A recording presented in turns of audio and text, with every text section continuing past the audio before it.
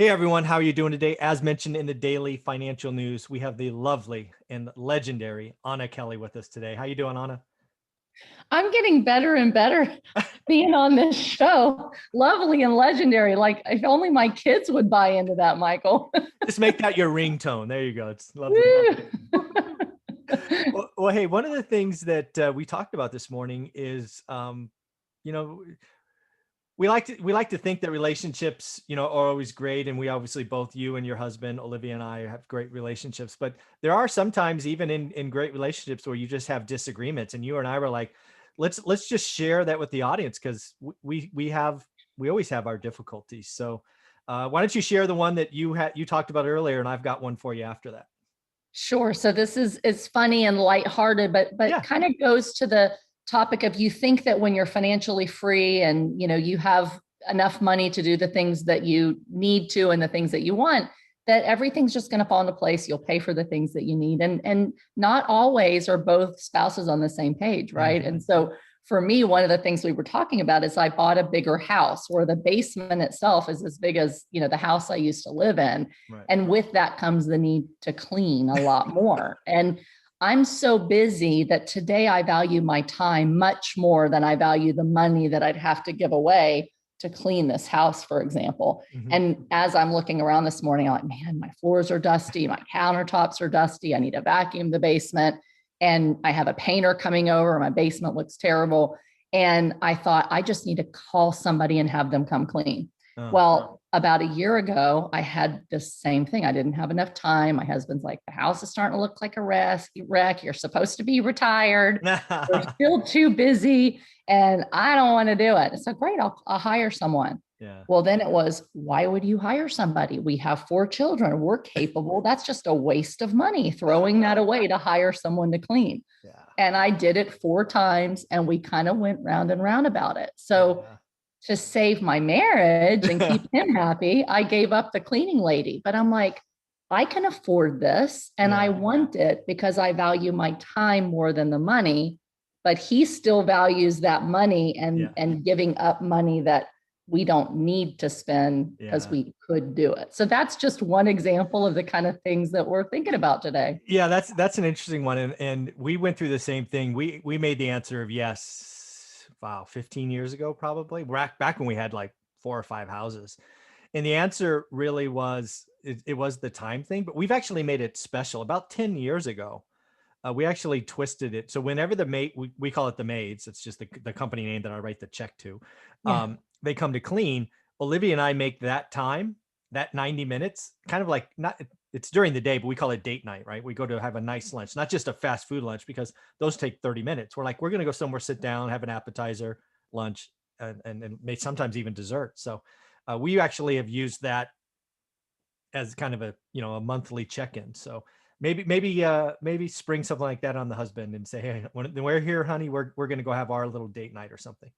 I love that. I think the first thing he's going to say is now you're spending double the money to clean the house, the cost of the maid and the cost of the lunch. Well, then go for a walk, maybe. But no, I like the out to eat better. But on my goals and on our family goals, it's to have at least once a month date night. We try to do it sooner, but with kids, it just doesn't happen with our schedule. So that'll be a good excuse to say it's already in the budget and in the time block. Let's do that together. I think we're going to use that next week. There you go. There you go. Well, one of the disagreements that I remember, I don't have a great memory, right? Some people have like this camera in their mind where they can go back and just replay things. I don't have that, but I remember this day. So Teresa's a senior in high school, early senior year, and she's starting to think about colleges, right? And what does she want to do? So she comes out and says that she wants to get an illustration degree, right? I can't draw. It's not my thing. She's uber talented. I just don't have it, right? But my brain, I guess incorrectly, just my baggage, my history goes, you're going to be poor, right? You're signing up to be poor. I mean, I'm not saying it's right. I'm just telling you that's how I felt. Right. And so we went around, just her and I, and I'm like, maybe dad doesn't know, right? Dad doesn't know. Dad's out of touch. So I remember going to a job board. I remember which one it was. I don't know, one of the ones online. I'm like, give me some buzzwords that you think so I can understand. Because again, I'm willing to admit I'm wrong.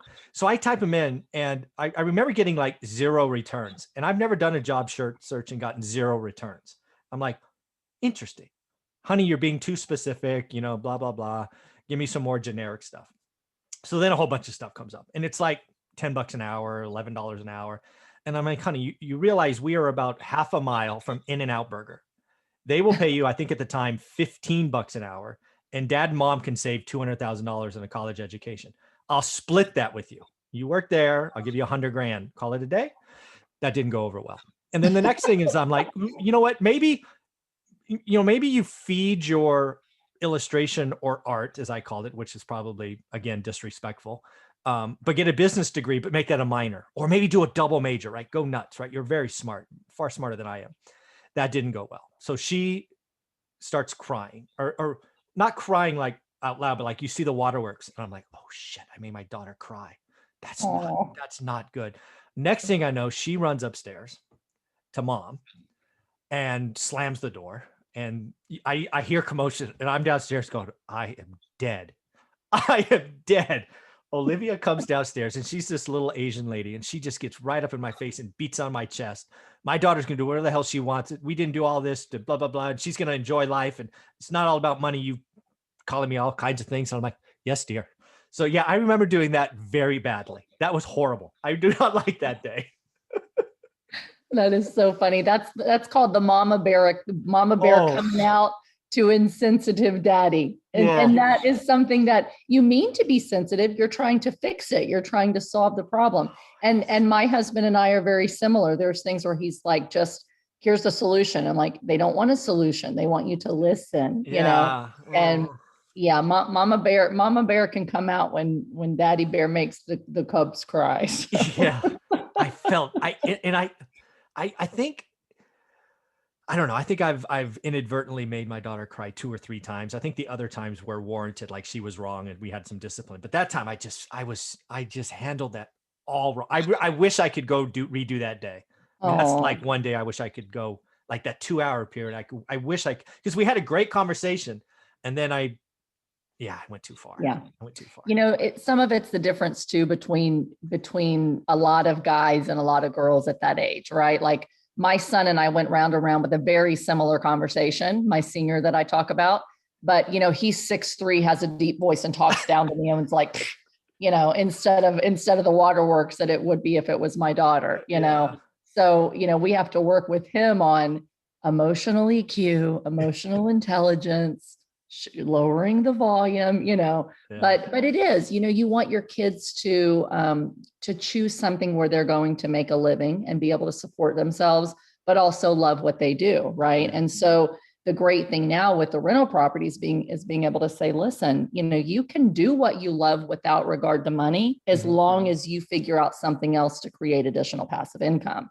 And so that same conversation with my son was, we need to start buying you rentals. You need to start helping. You need to save money. We'll help you match. We'll help you figure it out, give you, owner finance loans, and then you'll pay us back. But always be thinking about that extra passive income so that you can do what you love, even if you're only going to make $10 an hour doing it. Yeah. So you're right to tell her exactly everything you did. And I'm sure you encouraged her to get some rental property too. Yeah, absolutely. Yeah.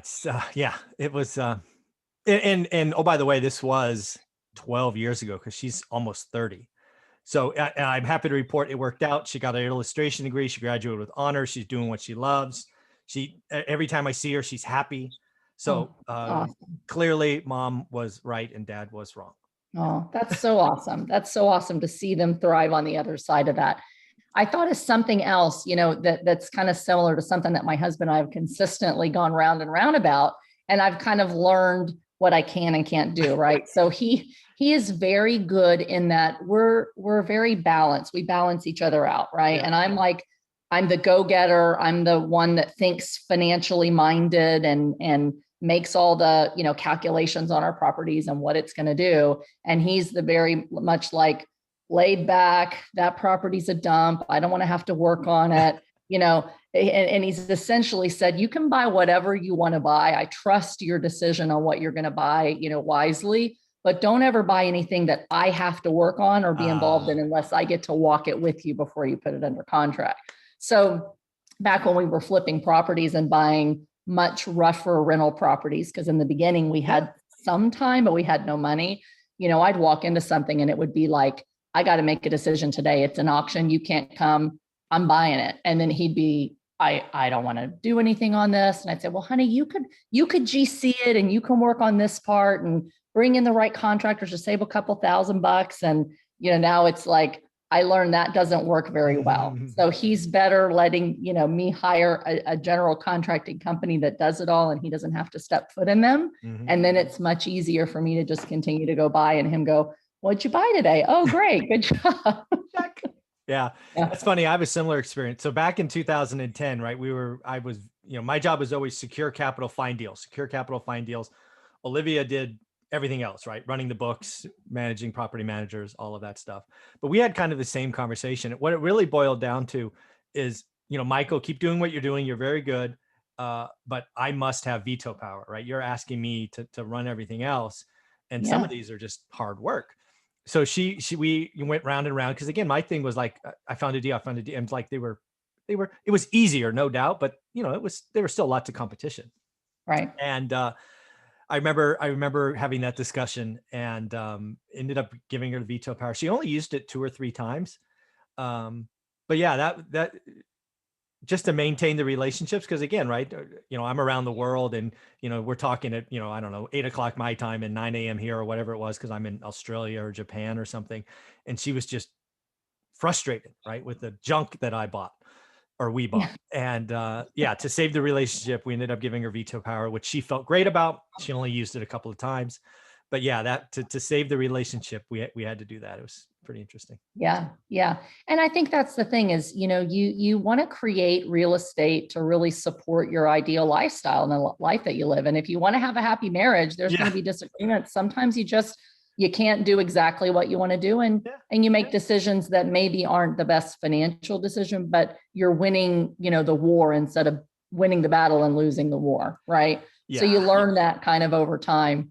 One other thing, just as a third kind of topic that has been a constant conversation with my husband and I is, and again, he just wasn't, taught a ton about money and finances. Like we've talked about, most of us aren't, right? No. So he went through, he got his chiropractic degree. He's a good doctor, loved that. But he, in all of his schooling, undergrad and 4 years, I think additional on top of that for chiropractic, they never had a finance class. They never taught him, when you start your business, you better learn what a P&L is and a balance sheet and how to do all of this stuff. So, he has done great in life. He's 50 years old and whatnot, but he's just not, he doesn't think about financial implications and things like that because it's just not in his gifting, right? Yeah. And it's something that I'm thinking about it all the time. And I'm like, okay, we're going to do this. And here's why this or that is wise or isn't wise. And the one thing that we still are not 100% on the same page about, but he's thankfully said, I trust you with this. I know you've made wise decisions. I'm going to let you do it, but I don't like it. Right. And so at some point it's going to come back and we're going to have to talk about it again, is the idea of having equity versus paying down your house. And so I am all about, while interest rates are low, I want to leverage every bit of equity I possibly can to buy more buildings, create more cash flow, and protect our assets, because our lawsuit risk goes down substantially the more every building is leveraged. Because if it's leveraged at 80 or 90%, and you're sued, they're not going to go after it. It's going to cost them more than the 10% left in equity to go after the property. So I use leverage, and I like leverage only on cash flowing real estate, and only while interest rates are below about 5.25, 5.5. He would love me to pay off all of our properties and stop buying anymore. And I'm like, I can't even think about that. There's no way. Are you kidding me? We're going to use all the equity we can create this amazing lifestyle. And then one day when we're like, okay, we don't want to buy anymore, then we'll start paying it down. Yeah. Yeah. My last one with Olivia is kind of along the same line. She's like, she's been retired now 7 years, I think. I've been out 3 years, and she's like, let's move on to some other part of life. Right. And I'm like, honey, we've built up this skill, this network. It doesn't take a lot of time. if there's a deal, why not? And she's like, do you really need more? I'm like, do I need more? No.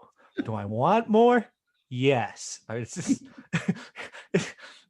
yeah, Yeah. it's just a funny conversation to have sometimes. Yeah. Yeah, yeah. And even how, how big you scale and how much your time is involved in something. That's a big thing too. In the beginning, when I retired from the corporate career, which has been exactly tomorrow, 2 years that I left the corporate job, I said, I'm going to slow things down. And I have compared to before. I worked 70 or 80 hours a week for like 12 years. Now I work 30 to 35, and some weeks it's less and some weeks it's more if we're doing deals and due diligence and all of that. But the whole, do we really want to be totally retired, sit back and eat bonbons, sit by the pool and never have anything to do? Yeah. No, it's not in me. I'm too young, right? I retired I'll call myself young. I'm 46, but it's like, I want to keep doing what we love, not because we need more money, but because we can make a better difference, legacy difference in our children and our investors and our partners, and do what we love and know that it's doing well in the world and going to help us as well, to continue to create that legacy. But I think sometimes my husband would rather me just say, okay, I'm done. Let's relax. Yeah, we're done. Where are we going next? Yeah. Yeah. That's funny. Well, this has been fun. Actually, this has been fun. This has been a great conversation. I love seeing we're in the same boat. It's kind of funny. Yes. When you're married, you're in the same boat because we're not exactly the same. If we were exactly the same as our spouse, we'd kill each other, right? Yeah, that'd be bad. Yeah, no, that'd be bad. Yeah, this was fun. All right, Anna, thank you very much. This is a great topic.